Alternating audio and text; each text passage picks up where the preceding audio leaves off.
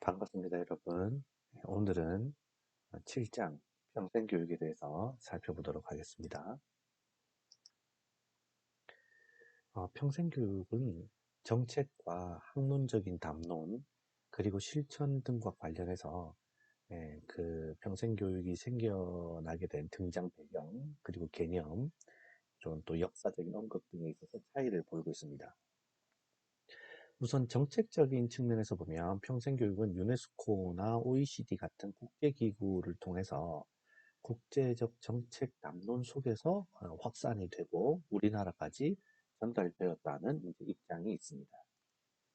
학문적으로 보면 심리학이나 사회학, 교육학, 사회복지학, 노동경제학 등에서 노화와 성인, 직업사회화, 성인교육, 노인복지, 실업 이런 것들에 대한 연구들이 진행되면서 평생교육이 강조되었고 실천적인 면에서 보면 직업훈련과 사회교육의 실천을 통해서 평생교육의 중요성이 언급되어 있다고 볼 수 있습니다. 그러면 평생교육에 대해서 살펴보기 위해서 먼저 첫 번째로 평생교육이 등장한 배경과 개념, 역사 등에 대해서 먼저 살펴보겠습니다. 첫 번째로 사회적 및 학문적 담론의 변화를 살펴봅시다. 우리 사회에서 평생교육에 대한 강조는 국가나 사회를 통해서 지속적으로 이루어져 왔고 또 현재도 이루어지고 있으며 앞으로도 평생교육은 무척 많이 강조될 것입니다. 특히 언론을 보면 평생교육에 대한 사회적인 확산을 언론이 주로 주도해 왔다고 봐도 과언이 아니죠.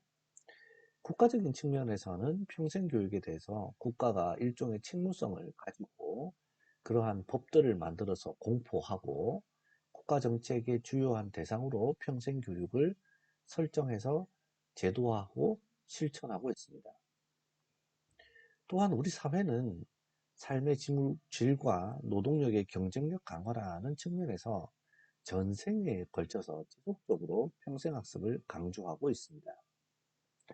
특히 요즘 기업에서는 기업의 생산성 증대나 경쟁력 강화를 위해서 기업 근로자들의 역량을 지속적으로 개발하기 위해서 평생학습을 상당히 강조하고 있습니다.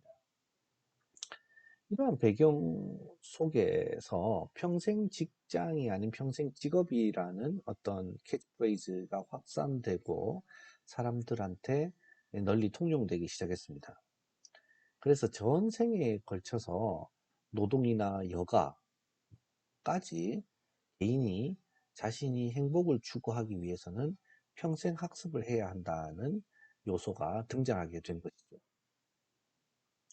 사회 속에서 보면 평생교육을 강조하는 흐름과 논리는 평소 이제 일반적인 어떤 학문적인 내용과는 달리 학문적인 담론의 발전에 의해서 평생교육이 이제 강조되는 측면도 있습니다.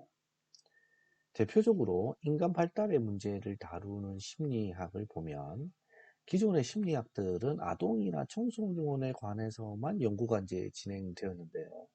요즘은 이제 성인, 노인에 이르기까지 심리학의 대상 영역이 확대되고 있습니다.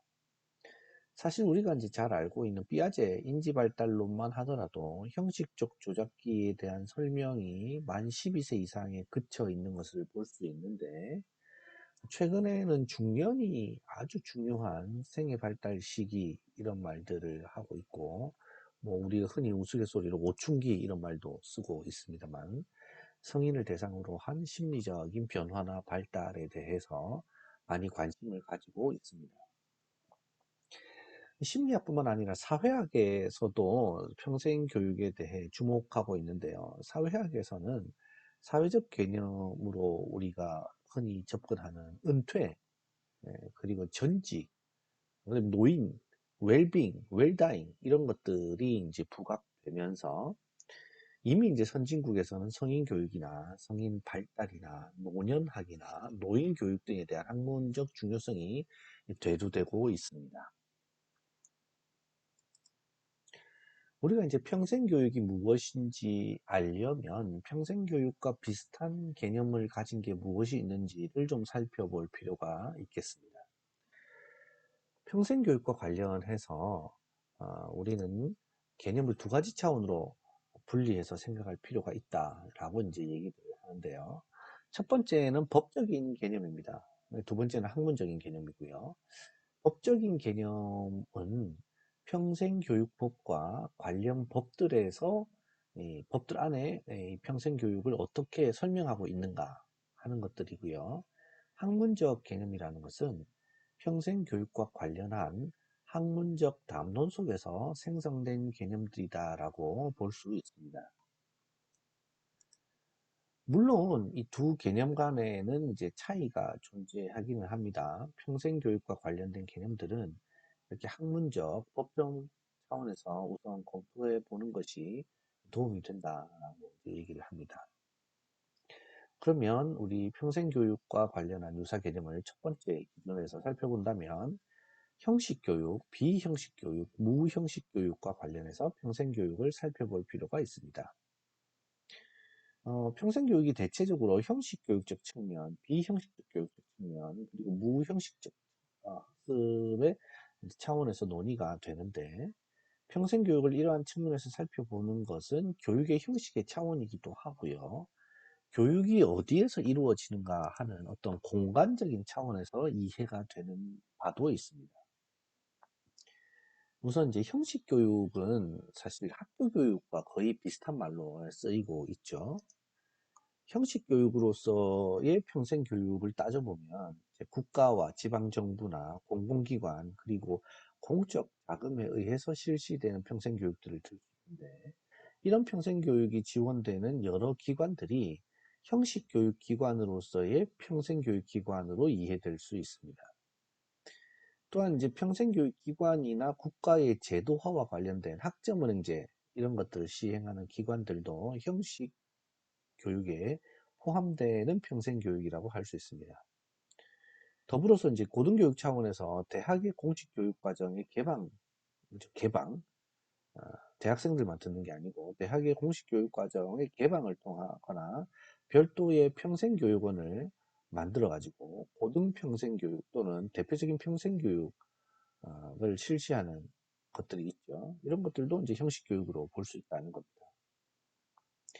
형식 교육으로서의 평생 교육은 넓은 의미의 평생 교육과 관련된 법과 제도나 체계 등과 연관된 시스템 내적 교육 형식이라고 볼 수 있습니다.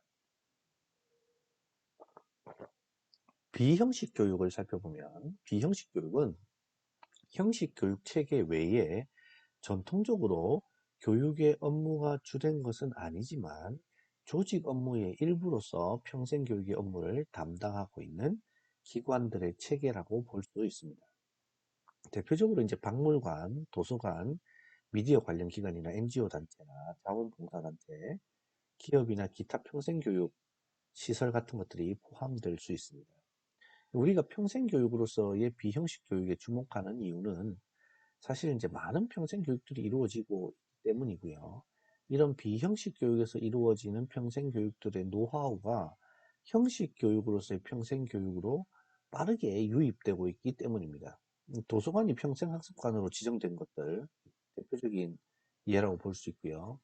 박물관이 시민과 성인 학습자들을 대상으로 박물관 광자나 해설사를 운영하는 것도 그렇게 볼 수 있겠죠.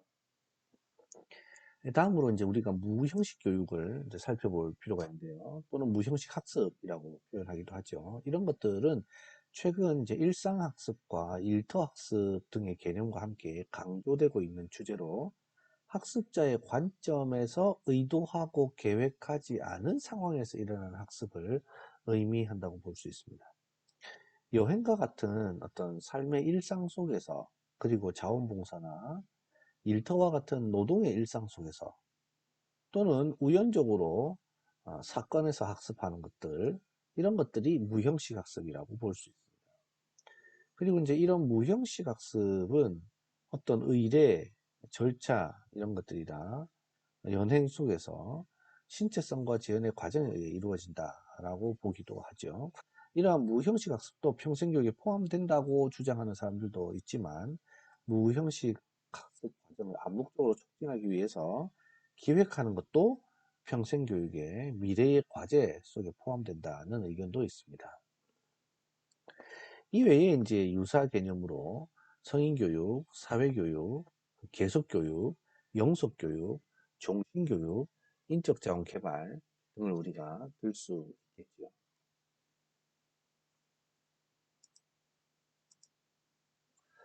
그래서 이제 우리가 이렇게 좀 나누어 보면 평생교육의 영역 구조도인데요. 이제 성인교육으로 따져보면 제도화된 성인교육과 비제도화된 성인교육이 있을 수 있고요. 제도화된 성인교육은 교양이나 기초 성인교육, 그리고 성인 시민교육, 직업 계속교육 등을 들 수 있고요. 그 다음에 이제 비제도화된 성인교육은 무형식 학습이나 일상 속에서 일어나는 일상학습 또는 문화를 통해서 학습하는 문화적 학습 같은 것들을 들 수 있습니다. 그러면 이제 우리나라 평생교육의 역사나 제도는 어떻게 되는가 한번 살펴볼 필요가 있는데요. 우리나라 평생교육의 역사는 문맹퇴치교육과 YWCA 같은 민간단체에 의한 직업훈련 등으로 시작되었다고 봅니다. 초기의 평생교육은 의식 있는 개인이나 단체에 의해서 이제 시작이 되었고요. 하나의 국민운동과 사회운동 차원에서 진행된 측면도 있습니다. 일제치하를 벗어난 이후, 해방한 이후에 평생교육은 새마을운동과 같은 국가적 차원의 평생교육과 노동운동에서 진행한 야학에 이르기까지 우리나라는 아주 다양한 스펙트럼을 보여주고 있지요. 또한 전국적으로 보면 한글 교육을 중심으로 한 문해교육, 이런 것들이 시민단체, 종교단체 등을 통해서 이루어졌죠.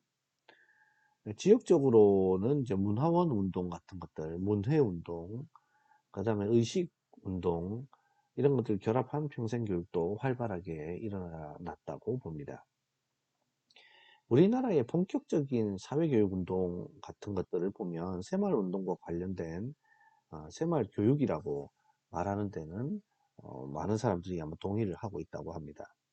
농촌사회교육운동이자 계몽운동으로서 시작된 이 새마을교육은 많은 비판과 논의에도 불구하고 한국의 근대화 시기를 적극적으로 이끌어낸 사회교육 운동이라고 보는 시야가 주류를 이루고 있습니다. 새마을교육은 많은 다양한 생산적인 결과를 낳았는데 그래도 이제 그럼에도 불구하고 체제 유지적인 의식 교육 과정으로 평가가 되면서 1970년대 후반, 1980년대 초반에 있던 시민단체들의 사회교육을 촉발하는 계기가 되었습니다. 이제 이때 70년대, 80년대 노동자의 상황이 매우 열악했기 때문에 노동자 교육과 환경교육 같은 사회 문제에 대응하기 위한 시민사회 교육도 등장하기 시작했고요. 한국형 스터디 서클도 이때 본격적으로 이제 생겨났다고 볼 수 있습니다. 이때 생겨난 학습 단체들이 추후 시민단체로까지 발전하게 되는데 이게 이제 우리나라의 전형적인 모습이다라고 볼 수 있습니다. 시민단체 사회교육이 이제 활성화됨과 함께 사회교육의 제도들도 많이 이제 손질이 이루어졌는데요. 이러한 움직임은 국가 체제가 선진화되고 정비됨에 따라서 다양한 형태로 이제 변하게 됩니다. 직업훈련과 관련된 법들이 생겨나고 사회교육법이 1980 이전에 만들어지고요. 그런 일들이 일어나죠. 사회교육법을 보면 우리나라 평생교육의 법 제도화를 이끌어낸 큰 분기점이라고 이제 보여집니다. 그 후에 이제 학점은행제가 도입이 되고요. 그래서 이제 대학을 평생교육과 연계시킨 제도들이 생겨나게 되죠. 그리고 이제 대학에서는 학교와 지역사회라는 과목이 이제 신설되고요. 그 후에 교육사회학, 사회문제와 교육, 뭐 이런 과목들 중에 한 부분으로 사회교육이라는 게 주로 다뤄져 왔습니다. 그 후에 이제 사회교육이나 사회교육학이라는 과목들이 개설이 되고요. 연이어서 이제 영미권에서 공부를 한 학자들 중심으로 성인교육학이라는 과목이 개설되고 이것이 이제 발전해서 평생교육법을 도입하게 되는 계기들이 되고 평생교육학이라는 내용들이 이제 개설돼서 보급되기에 이르죠. 평생교육이 이제 학문으로 이제 자리를 잡으면서 평생교육 전문 인력인 평생교육사도 이제 육성이 되고 있습니다. 초기에는 사회교육 전문 요원으로 불리고 국가 자격증으로 발급이 되었는데요. 1999년에 평생교육법이 만들어지면서 전문 인력이 본격적으로 제도화되어서 현장에 배출되고 있습니다. 현재는 이제 평생교육법에 명시된 평생교육사 양성을 위한 교과목들이 개설되어 있지만 이 과목들이 변화하는 평생교육의 지향에는 좀 맞지 않는 측면들이 있고 너무 이제 기술공학적이다라는 비판도 있습니다. 최근에는 이제 그 마을 공동체 또는 마을 만들기, 그다음에 창조도시 이런 프로젝트들과 연계돼서 평생교육이 실천되는 측면도 있다라고 보여집니다. 그러면 다음으로 넘어가서 우리 평생교육의 특성에 대해서 살펴보도록 하겠습니다. 평생교육의 특성 중에 첫 번째 등장하는 것은 평생교육의 대상 집단입니다. 첫 번째는 이제 실업자 교육인데요. 개인과 사회에게 고용이 중요한 현안으로 이제 다가왔기 때문에 이런 현대 사회에서 실업자에게는 평생교육이 매우 중요한 대상 집단이 된 거죠. 두 번째는 이제 기업교육입니다. 기업에 대한 어떤 재직자를 대상으로 직무 능력을 향상시키고 기업 안에서 어떤 경쟁력을 촉발하기 위해서 기업교육을 실시하는 측면이 있죠. 다음 이제 도드라지는 특징 중에 이제 여성이 있습니다. 우리 사회에서는 평생교육에 참여자들 중에 대다수가 여성분이죠. 네 번째는 고령자 또는 노인 분들을 대상으로 하는 교육이라고 볼 수 있고요.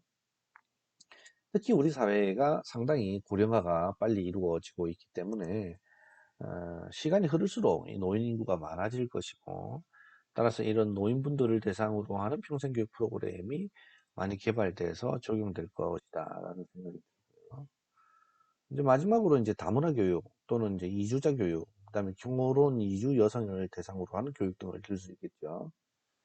이제 우리 사회도 역시 다문화 사회로 이제 접어들고 있고 그렇게 점차 변해가고 있죠. 따라서 이런 것들에 대한 활발한 논의들이 이제 필요하게 되겠고요. 그러면서 이제 다문화 교육, 이주자 교육, 뭐 이런 것들도 강조되고 있다라고 보면 되겠습니다. 다음은 이제 평생교육의 어떤 내용적인 측면인데요. 어떤 것들을 평생교육에서 이제 공부하는가를 보면 첫 번째는 교양교육입니다. 인문학 교육이라고 이제 볼 수 있죠. 두 번째는 이제 문화예술교육이고요. 세 번째는 민주시민교육, 네 번째는 직업능력개발, 다섯 번째는 지속가능 발전교육들이 이제 내용 영역으로 이루어지고 있습니다. 특히 이제 그 미래교육과 관련해서 우리가 이제 눈여겨 살펴봐야 될 것이 지속가능 발전 교육인데요. 인간이 이제 문명을 발전시키면서 치른 대가로 생태 파괴나 뭐 이런 것들이 많이 이루어졌죠. 그래서 이제 어떻게 하면 우리가 인류를 보존하고 지구를 지켜낼 것인가 하는 고민들 많이 생겨나게 됐고요. 이러한 고민들이 교육적인 담론 형성에 주도적인 영향력을 행사해 왔죠. 환경오염이라는 것이 환경기술의 개발을 통해서 점차 개선될 수 있다고 보는 환경기술자들에 대한 친화적인 입장에서부터 우리 삶과 생산 구조의 근본적인 변화를 바꾸지 않고는 문제를 해결할 수 없다는 생태급진론자에 이르기까지 여러 가지 이제 논의들이 현장에서 있어 왔습니다. 그래서 이 지속가능 발전이라는 것은 어떤 우리가 녹색 성장 교육 뭐 이런 것들과 연결시켜 볼 수도 있겠고요. 이런 것들이 실현 가능하기 위해서 여러 분야의 전문가들이 함께 머리를 맞대고 고민들을 풀어갈 필요가 있겠죠. 최근에까지 지속 가능 발전에 대한 비판적인 입장들이 이제 여러 존재하고 있었고요. 보는 사람 입장에서 보면 이제 어떠한 입장을 취하는가에 따라서 지속 가능 발전은 진보적일 수도 있고 보수적일 수도 있는데 뭐 그런 걸 떠나서 우리가 이렇게 지구, 생태, 자연 이런 것들을 보호하는 그런 교육들이 지속 가능 발전 교육이다라고 이해하고 있으면 좋겠습니다. 다음으로 우리 넘어가 보도록 하겠습니다. 다음은 평생교육의 이슈와 쟁점에 관련된 부분들입니다. 죄송합니다. 첫 번째는 핵심 역량과 직업 기초 능력에 대한 부분입니다. 역량에 대한 담론은 OECD가 1997년에 추진한 역량의 정의와 선정 프로젝트, 데세코 프로젝트라고 하죠. 라는 어떤 프로젝트에서 국제적인 학제 간 연구로 더욱 발전되고 확산되고 있습니다. 이 프로젝트의 목적은 개인의 어떤 성공적인 삶과 사회의 효율적인 기능을 위해서 가장 중요하다고 할 만한 핵심 역량을 찾을 수 있는지, 그렇다면 이러한 핵심 역량을 구성하는 요소는 뭔지를 밝히는 거죠. 이 프로젝트에서는 역량을 특정한 맥락에서 복잡한 요건을 성공적으로 충족시키기 위해서 태도, 감정, 가치, 동기 등과 같은 사회적 행동적 요소와 인지적 실천적 기술을 가동시키는 능력으로 정의합니다. 그리고 이제 이 데스크 프로젝트를 보면 여기서 도출하는 핵심 역량이라는 것이 개인의 삶에 도전하기 위한 필요한 잠재적 역량을 갖춘 데 초점을 둔 것이고, 단순한 지식이나 기술이 아닌 복잡한 상황에 반응하고 그 특별한 상황 속에서 심리적, 사회적 자원을 개발하고 활용하는 능력의 형성적 특징을 아주 가지고 있죠. 데스크 프로젝트의 핵심 역량을 위한 개념 구조에는 역량이 크게 이제 세 축으로 나뉘죠. 이 세 가지 범주는 아까 구체적인 초점을 가지고 있고 성찰이라는 개념을 통해서 이루어지고 있습니다. 두 번째는 이제 자기주도 학습입니다. 교육학자 노을즈가 교수자 중심의 학습과 대비되는 개념으로 이제 주창한 것이 자기주도 학습인데요. 평생교육이 이루어지려면 누가 시켜서 한다기보다 학습자 스스로 자기 주도적으로 진행해야 될 필요가 당연히 있겠죠. 학교자 교육 중심에서 학습자 평생교육의 중심이 되어야 된다는 의식이 확산되고 있다라는 겁니다. 마지막으로 이제 평생학습 도시에 대한 부분인데요. 2000년대 이후에 한국의 평생교육 정책 중에 가장 두드러진 것 중에 하나가 이 평생학습 도시입니다. 이 정책 사업이 이제 바로 평생학습 도시인데요. 지역의 평생학습을 확산시키는 평생학습 도시 구축이 이제 필요하다는 겁니다. 우리나라 정부는 일본이나 영국이나 독일 등의 어떤 선진국의 학습 도시 사업을 벤치마킹하면서 우리나라에도 지역에 기반한 평생학습 정책을 좀 확산시켰죠. 경기도 광명시나 전북 진안군, 대전 유성구, 부산시 해운대구 등을 이제 시작으로 평생학습 도시를 선정했죠. 예, 이상으로 내용을 마치도록 하겠습니다.